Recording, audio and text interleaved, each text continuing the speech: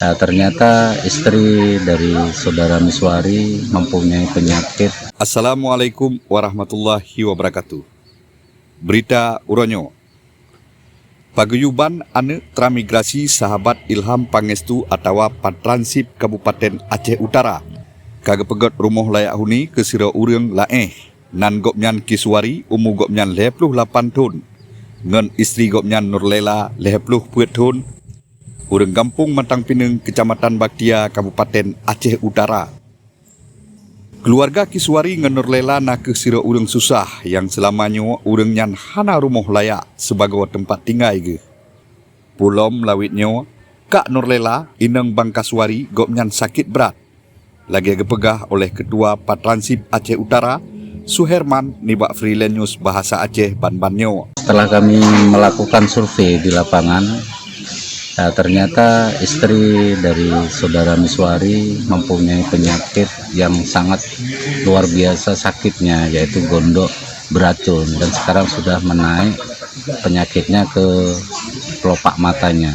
Dan bisa kita ketahui pula keadaan perekonomian dari saudara Miswari sangat memprihatinkan. Mereka untuk menghidupi anak ataupun untuk kehidupan dalam sehari-harinya, dia hanya mata pencarian buruh nyemprot, pokoknya buruh lah mereka. Terkadang ya tidak ada pendapatan sama sekali, sehingga ya seperti ini keadaan dengan menanggung istri yang sedang sakit. Jadi atas dasar informasi tersebut, maka kami melakukan kunjungan di kediaman rumah beliau. Rupanya rumah beliau sangat layak kita bantu. Menurut keluarga Kiswari benar rumah layak huni langsung disambut oleh anggota DPR RI Ilham Pangestu melalui program IP Peduli, dan sahabat Ilham Pangestu langsung guyup pegot rumah yang layak huni ke keluarga Kiswari.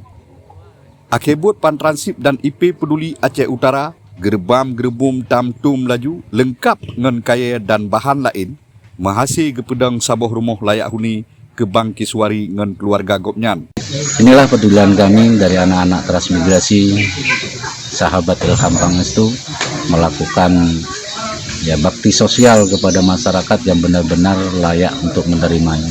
Rumah layak huninyan kalih geserah oleh Ketua Umum Sahabat Ilham Pangestu atau SIP Kabupaten Aceh Utara, Teku Muhammad Isa Aziz SE, Dikir Muspika Baktia dan aparat Gampung di Sinan.